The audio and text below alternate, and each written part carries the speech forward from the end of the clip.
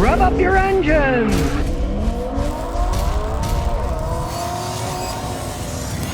They've recalled over 16,000 in 2016 to 17 Range Rover Sports for defective seat belts. It turns out that the driver's seat belt, the most important one, may not grab right. Seat belts have those automatic tensioners so you can move around, but then when it stops, the little pendulum swings forward, locks in place so you don't go forward.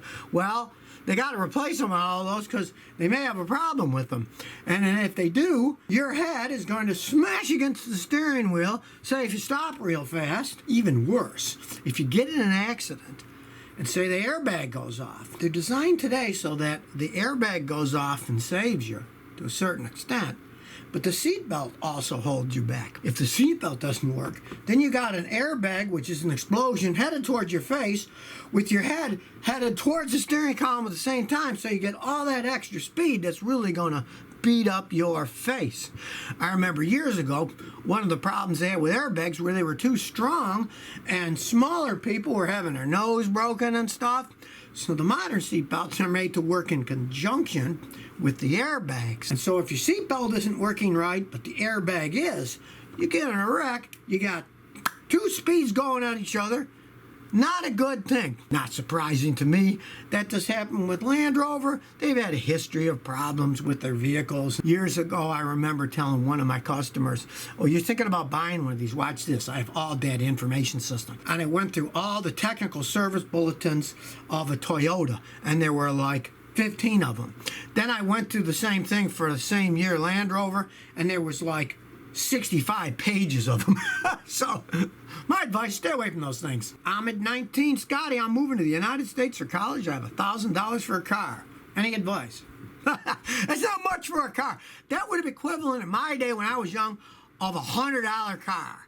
And I mean, if you get lucky, yeah, back in those days, if you get lucky, maybe you can find a $1,000 car that's good. What you want to do is look strictly at old Toyota Corollas. You might get one that's 25 years old but still runs good for $1,000. I've had customers do that. Or say a really old Honda Civic. You want to go with a basic small light car that has less wear and can still last a really long time.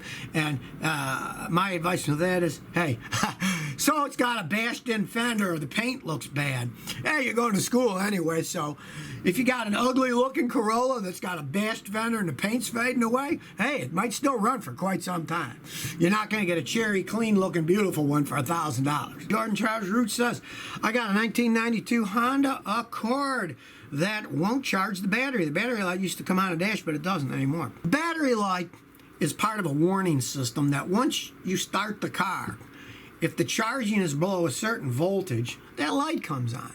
Well, if it's on all the time, eventually the light itself can burn out. It's just a warning circuit.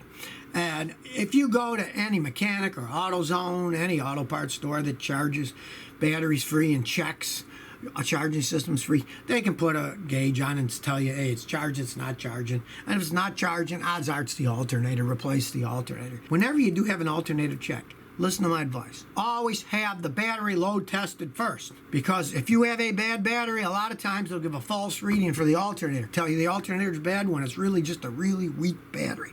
So always test the battery first, then test the alternator. 202 Ray says, are the 90s and early 2000s Saturns reliable and easy to find parts for? Looking for a good, cheap car to begin with. If it's a standard transmission and a 4-cylinder car, yes, they could be reliable. I've got customers that bought those things used for $1,200 or some from a friend for $500, and they drove them for years. You don't want to get the V6. You don't want to get the automatic transmission unless you have to. The really early, complex computer, electronic, automatic transmissions, and I had some of my own personal customers get rid of Saturns for that reason.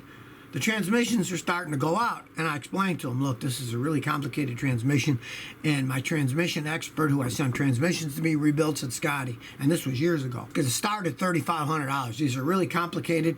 Nobody ever wants to pay for it because the car's not worth that much. So if you can find a Saturn, it's a 4-banger standard, yeah. But if it isn't automatic and it shifts okay now, it could be okay. If you can get it cheap enough, you can get parts for those Saturns. Just don't buy the V6s for sure because they are problems as they age. So if you never want to miss another one of my new car repair videos, remember to ring that bell.